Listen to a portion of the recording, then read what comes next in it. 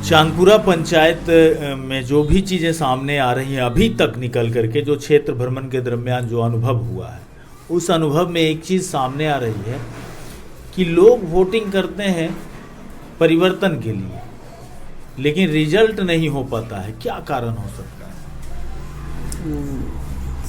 सबसे पहले मैं बीटी न्यूज़ को बहुत बहुत धन्यवाद देना चाहता हूँ। वो एक बार पुनः मेरे पास आए और हम लोग के कुछ विचार लिए, और आपने ये बात बिल्कुल सत्य कहा कि चांदपुरा में पिछले लगातार 15 साल से यहाँ की जनता खुद विपक्ष बन के, यहाँ की एक जनता खुद विपक्ष का रोल अदा करके वो वर्तमान जो हैं उनको हमेशा हटाने की कोशिश किया, लेकिन और हटाने की कोशिश नहीं किया। जब जीत घोषित हो जाती, उनकी जीत घोषित होती थी, उस समय ऐसा क्या होता था कि पूरे चांदपुरा का कुछ परसेंटेज, मतलब 15-20% खुशहाली मनाते थे, और 75 से 80% वो लोग नम आंखें से मतलब अपना वापसी करते थे। तो रिजल्ट अपने चांदपुरा का ऐसे भी 15 साल से लगातार यही आते आया। जब लगता था मतलब जो वर्तमान है हार गेलखिन, खुशी हो, ठीक न, लगता था सुनता था हार गेलखिन, बड़ा खुशी हुई। जब सुने कुछ देर बाद लगा मैनेज हो गया है, कट गया है, पता नहीं मैनेज होती है नहीं होती है, इसके बारे में तो मुझे जानकारी है नहीं। क्योंकि मैं भी चुनाव लड़ रहा हूँ, मेरे पास ऐसा कभी कुछ ऐसा चीज़ आया नहीं कि मैनेज भी होता है। अभी तो अब मैं अंतिम चुनाव के अंतिम दौर में हूँ। यदि मैनेज वाली बात आती तो मुझे ही पता चलता है। मैनेज वाले में हम सीरियस खारिज करते हैं, लेकिन कहीं न कहीं कुछ ऐसा तंत्र है, किसी का डर है या कुछ उस तरह का है जो कि लगता है कि हाँ चांदपुरा का जनता चाह रही है कि इसे बदल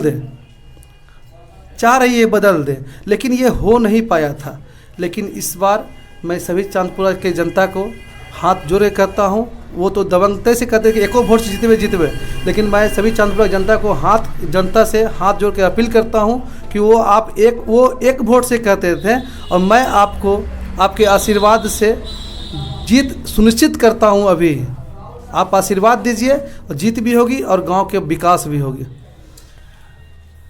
शैक्षणिक व्यवस्था को लेकर के चांदपुरा काफ़ी नाम कमाया है कि यहाँ पे प्राइवेट शिक्षण संस्थान इतने, सरकारी शिक्षण संस्थान में ऐसी क्या कमियां रह जाती हैं कि प्राइवेट शिक्षण संस्थान इतना फलता फूलता है? मेरा मुख्य मुद्दा भी चुनाव लड़ने का है कि अपने गांव का भविष्य के बारे में। मैंने आपने पिछले बार भी मुझसे कुछ, तो हमारे गांव में जितने भी सरकारी शैक्षणिक संस्था है उसमें कहीं न कहीं परिवारवाद उस संलग्न है, परिवारवाद उस पर हावी है। वहाँ ऐसा है कि सभी जनता जो है, यहाँ के जो गार्जियन है, जो अभिभावक है, वो डरते हैं कि वो उसका आदमी है, हम जेबे खुल के बोलबे कहीं हमारा पर कुछ लफड़ा नहीं लग जाए। इसके कारण वहाँ अब सरकारी संस्था में वो संस्था नहीं चल रही है, वहाँ भी राजनीतिक हो रही है। हमारे जितने चांदपुरा में संस्था हैं वहाँ के भी वही हाल है कि वहाँ के मास्टर भी डर रहे हैं, क्या कि वो परिवारवाद वहाँ हुआ है। कहीं न कहीं जो अभी चांदपुरा में शासन कर रहे हैं उनका तंत्र सब जगह बैठा हुआ है। हमारे सरकारी संस्था में, सरकारी संस्था ही नहीं, चांदपुरा के जितने भी सरकारी संस्था, सिर्फ शिक्षण संस्था ही नहीं, चांदपुरा के जितने भी सरकारी संस्था है सभी जगह तंत्र बैठे हुए।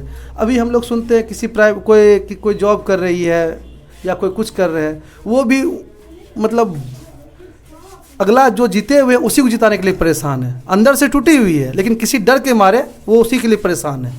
जब उनके पास खुल के पास जाते हैं तो बउआ की करिए, हम बंधल छिए, हमें परेशान छिए, मजबूरी छिए जी हमारा नाम लेवे पड़ रहे हमरा। तो हम लोग यही बात बोले, कोई बात है आप नाम लीजिए, जो चांदपुरा का माहौल है आप नाम लीजिए, लेकिन इस बार विकास करने के लिए, चांदपुरा को हर क्षेत्र से आज़ाद करने के लिए आप हमें आशीर्वाद दीजिए। और हमें नहीं, अरविंद को नहीं, हम बार बार कहते हैं कि अरविंद आपका सेवक बनने के लिए आया है, आप सेवा करने का मौका दीजिए और आगे करते रहेंगे। और जो भी काम हम मेरे पास आवे, जो भी काम हो, उसके लिए हम एकदम हमेशा आगे रहेंगे। हम उसके लिए आमतौर पे देखा जाता है कि जब कोई व्यापारी वर्ग खास करके, या तो वो लेवल से इतने ऊंचे लेवल के व्यापारी होते हैं तभी वो राजनीति में आते हैं। गांव में अगर कोई व्यापारी हैं तो वो पॉलिटिक्स से इंटरेस्ट नहीं रखते, क्या मजबूरी ऐसी हो गई कि आपको पॉलिटिक्स में आना पड़ा? तो मैं पॉलिटिक्स की बात की जाए तो मैं लमसम 2006 से ही एक पार्टी से जुड़ा हुआ हूँ, और मैं राजनीतिक करता तो नहीं था, लेकिन हाँ राजनीतिक से जुड़ा हुआ हूँ। किसी को आइडियल मान के उनका समर्थन करता था। लेकिन 2008 के बाद लगातार यहाँ जब रहने लगे हम लोग, जब रहते रहते इस चीज़ देखे कि गांव में शोषण हो रहा है। यहाँ पे मुझ पे शोषण कोई नहीं किया, मेरे ऊपर शोषण ना कोई किया है ना कोई कर सकता, ये तो आप क्या पूरे सभी जानते हैं। मुझ पे शोषण नहीं हुआ, लेकिन यहाँ की गरीब जनता के साथ इतना शोषण हो रहा है, यहाँ इतना हो रहा है। अब एक मान लीजिए पर्व आ गया हमारे गांव में, होली तो बिहार का फेमस पर्व है, उसके लिए छुट्टी भी मिलता है हम लोग को। अब होली पर्व में यदि हम किन्हीं को रंग लगा दिए तो अगले आदमी इतना उन पे दबाव बनता है, तो रंग किए लगे ही नहीं जाके वहाँ पर, तो रंग किए लगे ही नहीं। यदि हम छठ पूजा में किन्हीं के दरवाजे पे प्रसाद खाने चले गए तो अरे आप छठ पूजा में प्रसाद खाने के लिए कहा गए, उसके दरवाजे विरोधी छे हमर। हम मेरा देश, मेरा गांव 1947 में आज़ाद हुआ है, एक एक बच्चा को पता है। लेकिन हमारे गांव का स्थिति ऐसा है कि अभी तक आज़ादी महसूस नहीं हो रहा। हमारे गांव में अभी तक ऐसा आज़ादी का महसूस नहीं है। यहाँ लगता है कि एक शासन काल गया, दूसरा शासन काल आ गया। तो हम लोग चाहते हैं कि मेरा गांव एक एक आदमी आज़ादी से रहे, आज़ादी से अपना पर्व मनावे, आज़ादी से खेले, आज़ादी से एक दूसरे से बात करें। हम लोग को इसके लिए चुनाव लड़ना हम लोग आए। और सिर्फ व्यापारी वर्ग मत कहिए हमेशा इस चीज़ का, सिर्फ अरविंद चुनाव नहीं लड़ रहा है। मेरे साथ 150 लड़का का टीम है। वो 150 लड़का जो है, सभी 150 लड़का एकदम खुद एस्टेब्लिश्ड है। वो खुद कमा रहे हैं, अपने परिवार को चला रहे हैं। कोई ऐसा नहीं है कि बेरोजगार लड़का बैठा हुआ है उसके अरविंद साथ सट गया कमाने के लिए। हम लोग कमाने के लिए नहीं, हम लोग मुखिया बने गांव का सेवा करने के लिए। हम लोग को जो 150 लड़का कहिए तो आपको हम लिस्ट बता देंगे जितना लड़का अभी, और जो भी लड़का हम लोग साथ जुड़े हुए हैं सभी एक सम्मान के साथ अपने गांव में जी रहे हैं, सम्मान के साथ परिवार को चला रहे हैं, और सम्मान के साथ कमा रहे हैं, और सम्मान के साथ पूरे गांव में आप मेरे लिए काम भी कर रहे हैं। और हम लोग एक टीम की तरह मुखिया चुनाव लड़ रहे हैं, ना कि अरविंद सिंगल लड़ रहा है। और एक व्यापारी नहीं बोलिए, इसमें मेरे साथ मजदूर वर्ग भी है, मेरे साथ ठेकेदार वर्ग भी है, मेरे साथ नौकरी पेशा से भी है, मेरे साथ रिटायरमेंट भी है। मतलब सभी का साथ हमको मिल रहा है, और वो उनको ये नहीं लगता कि वो अरविंद सिर्फ चुनाव लड़ रहा है। आपके नामांकन में बहुत ज़बरदस्त भीड़ देखी गई थी, कहाँ से हो गया इतनी बड़ी मेजोरिटी? अब थोड़ा सा तो मुस्कुराहट तो आ ही जाती है, लेकिन हम लोग भी 2 दिन तक सदमा में थे इस भीड़ को देख के। हम लोग सदमा में थे तो समझ सकते हैं हमारे विपक्ष वाले कितने दिन सदमा में होंगे। हम लोग जब जिसमें आया कि नहीं हम लोग को भी रैली मतलब नामांकन में आशीर्वाद लेना चाहिए, तो हम लोग जितने टीम के सदस्य लोग थे सभी को गए, सभी जगह आशीर्वाद लिया। आशीर्वाद लेने के बाद कहे चाची, बाबा, चचा, भैया नामांकन छे चले गए छे। और पता नहीं इतना भय के माहौल में, इतना चांदपुरा में जो भय का माहौल है, इस माहौल का इस क्या जंजीर बोलते हैं, इस जंजीर को तोड़कर मेरी माँ बहन बड़े बुजुर्ग जितने भी हैं मुझे आशीर्वाद देने के लिए इतनी संख्या में आए। मैं उनको अभी भी धन्यवाद देता हूँ और पूरे ज़िंदगी भर धन्यवाद देता रहूँगा। और ये जो जनसैलाब था वो मुँह तोड़ जवाब था। वो अब चांदपुरा आज़ादी खोज रहा है, ना कि शोषण चाह रहा है। वो अपने आप चांदपुरा स्वतंत्र होना चाहता है, चांदपुरा में स्वतंत्र बार बार आप शोषण शब्द का प्रयोग कर रहे हैं। शोषण के कई आयाम हैं, किस प्रकार का शोषण होता था आपके पंचायत? हमारे पंचायत में शोषण यही है कि आपने मुझे वोट दिया तो मैं आपका काम करूँगा। अब ऐसा नहीं प्रधानमंत्री जी वहाँ से इंदिरा आवास भेजे हैं किसी का चेहरा देख के कि तो मुखिया छहो तो जा वहाँ पे तोरा जे वोट दिलको तो ओकरे दियो इंदिरा आवास, ओकरे दियो राशन कार्ड, ओकरे दियो ई। अभी यदि वो अगले आदमी 20 साल से लगातार जो एक पंचायत के मुखिया रहेंगे, अभी भी वो यदि घोषणा पत्र निकाल रहे हैं, इससे बड़ी शर्म की बात क्या हो सकती है? यदि उनका काम अभी बचा रह गया जो 20 साल से लगातार है, यदि उनके लिए अभी भी एक और घोषणा पत्र की चर्चा भले आपने किया, हमें याद आ गया कि घोषणा पत्र हमने देखा है कई सारे प्रतिनिधि का, आपका भी हमने देखा था, कहीं ना कहीं मिलता जुलता हर चीज़ दिखता है। बहुत खुशी होती है जब जो आपने घोषणा पत्र का चर्चा कर दिया, और हमारे टीम पर मुझे बहुत गर्व भी होती है कि हमारी घोषणा पत्र वार्ड नंबर 4 के हमारे मित्र हैं, वो उन्होंने फेसबुक पर सवाल किया था कि क्या सोच के, क्या समझ कर मैं अरविंद कुमार को वोट दूं, और भी तीनों कैंडिडेट से पूछा गया, मैं अरविंद ने तीनों कैंडिडेट, 4 जो कैंडिडेट 7 कैंडिडेट भी है, तो तीनों कैंडिडेट से पूछा गया था किस सोच से मैं बदलाव करूं चांदपुरा का, कोई आपका घोषणा पत्र है?